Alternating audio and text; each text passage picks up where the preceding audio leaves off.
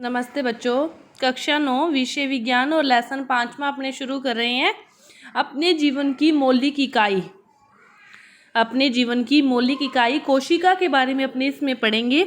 कोशिका क्या है? हमारे शरीर की संरचनात्मक व क्रियात्मक इकाई है कि सभी जीव जंतुओं पादपों का जो शरीर है उनकी जो आकृति है वो किन से निर्मित होती है? कोशिकाओं से ही निर्मित होती है। कि जिस प्रकार एक घर को बनाने के लिए किसकी ज़रूरत पड़ती है? ईंट की, पत्थर की ज़रूरत पड़ती है। तो उस घर के लिए, उस महल के लिए वो ईंट और पत्थर क्या है? कोशिका की तरह कार्य करता है। कि कोशिकाओं क्या होती है? संरचनात्मक व क्रियात्मक इकाई होती है। तो वो संरचना प्रदान करती है। तो एक घर को ईंट क्या प्रदान करती है? संरचना प्रदान करती है। तो एक घर के लिए जो ईंट होती है वही क्या है? हमारे शरीर, जीव जंतुओं, पेड़ पौधों के शरीरों के लिए वही कोशिका क्या होती है? उसी तरह ही कार्य करती है। संरचनात्मक व क्रियात्मक इकाई क्या है? कोशिका है। तो देखते हैं इसके बारे में। कोरक की पतली काट के अवलोकन पर रॉबर्ट हुक ने पाया कि इनमें क्या है? अनेक छोटे छोटे प्रकोष्ठ हैं, छोटे छोटे जो खाने होते हैं वो हैं। तो जिसकी संरचना मधुमक्खी के छत्ते जैसी प्रतीत होती है। कोरक एक ऐसा पदार्थ है जो वृक्ष की छाल से प्राप्त होता है। किससे प्राप्त होता है? वृक्ष की छाल से। तो सन 1665 में हुक ने इसे स्वनिर्मित सूक्ष्मदर्शी से, मतलब खुद की बनाई, स्वनिर्मित का अर्थ क्या हो गया? जो उसने खुद बनाई थी उस सूक्ष्मदर्शी से देखा था। रॉबर्ट हुक ने इन प्रकोष्ठों को कोशिका कहा। रॉबर्ट हुक ने कोशिका की खोज की, लेकिन मृत कोशिका की। सबसे पहले उसने कोरक की पतली काट में जो खुद बनाई सूक्ष्मदर्शी उसकी सहायता से इसको देखा। तो रॉबर्ट हुक ने इन प्रकोष्ठों को क्या कहा? कोशिका कहा। सेल लैटिन शब्द है जिसका अर्थ क्या है? छोटा कमरा। सेल क्या है? कोशिका है। एक लैटिन भाषा का शब्द है और इसका अर्थ क्या होता है? छोटा कमरा। कि जिस प्रकार किसी कमरे को, किसी घर को बनाने के लिए ईंटों की आवश्यकता पड़ती है, सबसे छोटी ईंट से ईंट मिलती जाती है और एक घर बन जाता है, एक कमरा बन जाता है। उसी प्रकार कोशिकाओं से मिलकर हमारे शरीर का निर्माण होता है। तो रॉबर्ट हुक ने 1665 में कोशिका की खोज की, लेकिन मृत कोशिकाओं की। उसने कौन सी कोशिकाओं की खोज की? मृत कोशिकाओं की। तो उपरोक्त जो घटना है वो छोटी तथा अर्थहीन लगती है, लेकिन विज्ञान के इतिहास में यह एक बहुत ही महत्वपूर्ण घटना है। कि यह जो घटना है वो छोटी लगती है, लगता है कि इसका कोई अर्थ नहीं है, कि ऐसे ही है। लेकिन जब इसकी स्टार्टिंग हुई थी, जब इसके बारे में कुछ भी पता नहीं था, तब ये घटना एक बहुत ही महत्वपूर्ण घटना थी। इस प्रकार सबसे पहले हुक ने देखा कि सजीवों में अलग अलग एकक होते हैं और इन एककों का वर्णन के लिए जीव विज्ञान में कोशिका शब्द का उपयोग आज तक किया जाता है। रॉबर्ट हुक ने उस टाइम ये चीज़ बताई थी और जिसका प्रयोग, कोशिका शब्द का प्रयोग आज तक किया जाता है। तो कोशिका विषय में अपने और पढ़ते हैं। सबसे पहले देखो 5.1 क्या है? सजीव किससे बने होते हैं। तो इससे पहले क्रियाकलाप दे रखा है कि प्याज का एक छोटा टुकड़ा ले लो। चिमटी की सहायता से हम क्या करो? प्याज की अवतल सतह की ओर, चिमटी की सहायता से हम प्याज की अवतल सतह की ओर से झिल्ली उतार सकते हैं। और इस झिल्ली को क्या करो? तुरंत पानी वाले आप वॉच ग्लास में रख लो और फिर इससे झिल्ली मुड़ने और सूखने से बच जाएगी। तो आपने कांच की एक प्याज की झिल्ली उतार कर उसको वॉच ग्लास में रख लिया पानी में, ताकि वो मुड़े ना, सूखे ना, सूखने से वो बच जाए। फिर क्या करो? एक कांच की स्लाइड लो और इस पर पानी की कुछ बूंदें डाल दो। बूंदें डालने के बाद आपने जो झिल्ली उतारी थी, जिसको वॉच ग्लास में रखा था, अब उस झिल्ली को क्या करो? स्लाइड पर रखो और यह ध्यान रहे कि झिल्ली बिल्कुल सीधी हो। एक पतला पेंट बुश इस झिल्ली को स्लाइड पर रखने में आपकी सहायता करता है। अब इस पर क्या करो? एक बूंद सैफ्रामाइन की डालो तथा इसे कवर के स्लिप से ढक दो। कवर स्लिप को क्या करो? सुई की सहायता से इस प्रकार रखो जिससे कि इसमें वायु के बुलबुले न जाएं। और अपने अध्यापक की सहायता से आप प्याज की झिल्ली की अस्थायी रूप से स्लाइड बना सकते हो। अब हम इसे पहले कम शक्ति वाले और उसके बाद उच्च शक्ति वाले संयुक्त सूक्ष्मदर्शी से देख सकते हैं। जो सूक्ष्मदर्शी होता है इस प्रकार का, इसमें यहाँ से नेत्री का लेंस होता है, यहाँ से इसको देखा जाता है, यहाँ पर स्लाइड रखी जाती है और नीचे से ये प्रकाश का परावर्तन जैसे ही इस पर पड़ता है तो हमें को ये स्लाइड दिखाई देती है। तो ये है आपका सूक्ष्मदर्शी। पहले तो इस नॉर्मल सूक्ष्मदर्शी से देखी स्लाइड को, फिर क्या किया, इससे भी अच्छी मतलब उच्च शक्ति की जो सूक्ष्मदर्शी है, सूक्ष्मदर्शी, उसकी सहायता से फिर इसको देखा और अलग अलग स्लाइड देखी और फिर उसका इस प्रकार चित्र बनाया। उसका जो चित्र बना वो क्या बना, इस प्रकार दिखाई देता है। इस प्रकार की कोशिकाएं दिखाई देती है। ये क्या है, ब्लैक ब्लैक ये केंद्रक होते हैं और ये सारी क्या हैं, कोशिकाएं हैं। इस प्रकार की संरचना है वो दिखाई देती है। तो ये संरचनाएं क्या है, ये जो सभी संरचनाएं हैं एक जैसी ही दिखाई दे रही है। देखो सभी मतलब इस प्रकार की, इस प्रकार बीच में ऐसे, सभी इस प्रकार की ऐसे दिखाई दे रही है और बीच में केंद्रक, सभी एक समान दिखाई दे रही है ना। तो ये सभी संरचनाएं क्या हैं, एक समान जैसी दिखाई देती है। तो ये सभी मिलकर क्या करती है, एक बड़ी संरचना बनाती है कि सभी एक समान संरचनाएं मिलकर जुड़ती। जैसे ईंट की बात, वही बार बार एग्जाम्पल आ रहा है कि सभी ईंटें एक जैसी होती है। पूरे घर का निर्माण करने में सारी ईंटें एक जैसी, ईंटें साइज जोड़कर एक घर का निर्माण करते हैं। तो उसी प्रकार ये सभी जो कोशिकाएं हैं वो क्या है, एक जैसी है और ये मिलकर एक बड़ी संरचना का निर्माण करती है प्याज की। सभी कोशिकाएं छोटी छोटी मिलती जाती है और फिर बड़ी कोशिका का निर्माण हो जाता है प्याज का। तो इस क्रियाकलाप से हमें क्या पता चलता है कि विभिन्न आकार के प्याज में सूक्ष्मदर्शी द्वारा देखने पर एक जैसी संरचनाएं दिखाई देती है। कि सारी संरचनाएं कैसी दिखाई देती है, एक जैसी।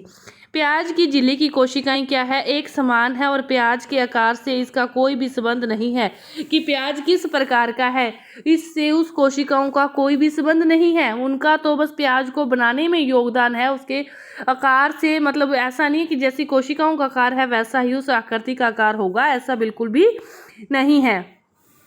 ये छोटी छोटी संरचनाएं जो हम देख रहे हैं, शलगकंद प्याज की मूलभूत इकाई है। ये क्या है, प्याज की मूलभूत इकाई है और इन संरचनाओं को ही क्या कहते हैं, कोशिका कहते हैं।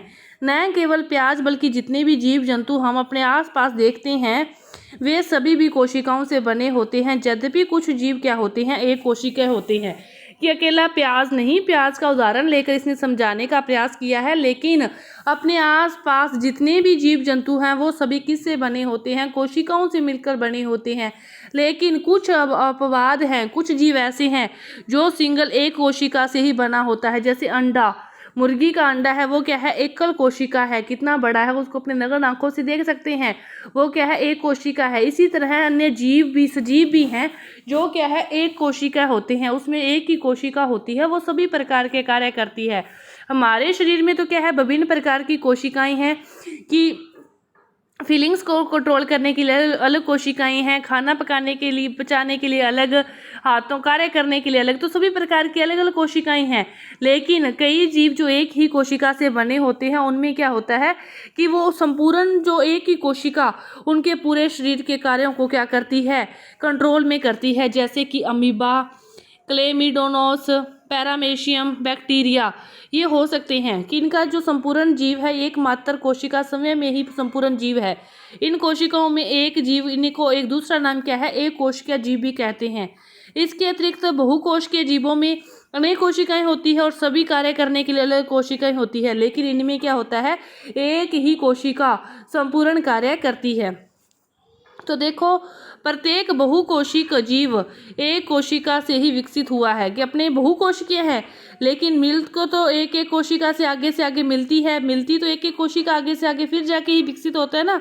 तो प्रत्येक बहुकोशिकीय जीव एक कोशिका से ही विकसित हुआ है। कोशिकाएं विभाजित होती जाती है और अपनी जैसी कोशिकाएं बनाती जाती है। तो अपने इस चैप्टर के लास्ट टॉपिक है आपका विभाजन, उसके बारे में भी पढ़ेंगे कि विभाजन होती है और फिर अपनी जैसी कोशिकाएं बनाती जाती है। और इस प्रकार सभी कोशिकाएं पूर्ववर्ती कोशिकाओं से उत्पन्न होती है। जिस प्रकार एक पीढ़ी से अगली पीढ़ी चलती रहती है उसी प्रकार कोशिकाएं भी विभाजित होती रहती है और आगे से आगे कोशिकाएं बनती रहती है। और सभी जो कोशिकाएं हैं वो अपनी पूर्ववर्ती कोशिकाओं से ही प्राप्त होती है। इसके बाद देखो रॉबर्ट हुक के बारे में। रॉबर्ट हुक ने कोशिका का पता कब लगाया, 1665 में लगाया। कोशिका को इसने किस में देखा, कारक की पतली स्लाइड में देखा। लेकिन इसने क्या किया था, मृत कोशिकाओं की खोज की थी। लेकिन ल्यूवेनहोक ने क्या किया, सबसे पहले उन्नत सूक्ष्मदर्शी से तालाब के जल में स्वतंत्र रूप से जीवित कोशिकाओं का पता सबसे पहले किसने लगाया था, ल्यूवेनहोक ने लगाया था। रॉबर्ट हुक ने मृत कोशिकाओं का पता लगाया और जीवित कोशिकाओं का पता किसने लगाया, ल्यूवेनहोक ने लगाया। 1831 में कोशिका में केंद्र का पता भी लगाया। रॉबर्ट ब्राउन ने क्या किया था, केंद्र की खोज की थी 1831 में। और पुरोकंज ने 1839 में कोशिका में एक तरल जैविक पदार्थ पाया जाता है जिसे जीव द्रव्य नाम दिया। किसने खोज की, J.E. पुरोकंज ने। मृत कोशिकाओं की रॉबर्ट हुक ने, जीवित कोशिकाओं की ल्यूवेनहोक ने, केंद्र की रॉबर्ट ब्राउन ने और पुरोकंज ने जीव द्रव्य की खोज की थी। और दो जीव वैज्ञानिक हुए, स्लीडन हुआ और शवान हुआ। इन्होंने कोशिका सिद्धांत बताया था। स्लीडन व शवान ने कोशिका का सिद्धांत बताया था। और इस सिद्धांत के अनुसार क्या था, सभी जो पौधे हैं, जंतु हैं, वो किससे बने होते हैं, कोशिकाओं से बने होते हैं और वे जीवन की मूलभूत इकाई है। कोशिका क्या है, हमारे शरीर की जीवन की मूलभूत इकाई है। और बिर्चो ने कोशिका सिद्धांत को और आगे बढ़ाया और उन्होंने बताया कि सभी कोशिकाएं पूर्ववर्ती कोशिकाओं से ही बनी होती है। ये किसने बताया, बिर्चो ने बताया। 1940 में इलेक्ट्रॉन सूक्ष्मदर्शी की खोज के बाद कोशिका की जटिल संरचना और बहुत से अंगकों को समझना संभव हो गया। कब, 1940 के बाद। अब दोबारा से समझो, रॉबर्ट हुक ने कोशिका की खोज की, लेकिन किस कोशिका की, मृत कोशिका की। कब की, 1665 में। इसके बाद जीवित कोशिका की खोज 1674 में ल्यूवेनहोक ने की। 1831 में रॉबर्ट ब्राउन ने केंद्र की खोज की और पुरोकंज ने उसके जीव द्रव्य की खोज की।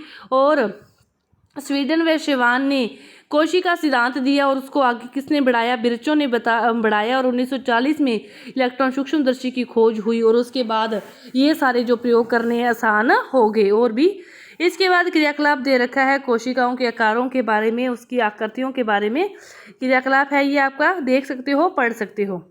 तो कोशिकाओं की जो आकृति है, आकार है, उनके विशिष्ट कार्यों के अनुरूप होते हैं। सभी कोशिकाओं की आकृति अलग अलग होती है, आकार अलग अलग होता है। कुछ कोशिकाएं हैं अपना आकार बदलती रहती है, जैसे एक कोशिकीय जीव है अमीबा, ये अपना आकार है वो क्या है, बदलता रहता है। कुछ जीवों में कोशिकाओं का आकार क्या होता है, स्थिर रहता है और प्रत्येक प्रकार की कोशिकाओं के लिए विशिष्ट होता है। उदाहरण के लिए तंत्रिका कोशिका का जो आकार है वो स्थिर रहता है, जैसा एक बार बना हुआ है एक जीव के अंदर उसका आकार वैसा ही रहता है। प्रत्येक जीवित कोशिका में कुछ मूलभूत कार्य करने की क्षमता होती है और जो सभी सजीवों का गुण है, सभी सजीवों का गुण है यही। एक जीवित कोशिका के जो मूलभूत कार्य क्या होते हैं, हम जानते हैं कि जो बहुकोशिकीय जीवों में श्रम विभाजन होता है, जैसा कि मनुष्यों में कि बहुत सारे कार्य होते हैं। इसका अर्थ होता है कि शरीर के जो विभिन्न अंग हैं वो क्या करते हैं, विभिन्न कार्य करते हैं। जैसे शरीर में हृदय रुधिर को पंप करता है, अमावस्या भोजन का पाचन करता है। इसी प्रकार एक कोशिका में भी तो श्रम विभाजन होता है, लेकिन पर ऐसा ही प्रत्येक कोशिका में कुछ विशिष्ट घटक होते हैं जिन्हें क्या कहते हैं, कोशिकांग कहते हैं। और प्रत्येक कोशिकांग एक विशिष्ट कार्य करता है।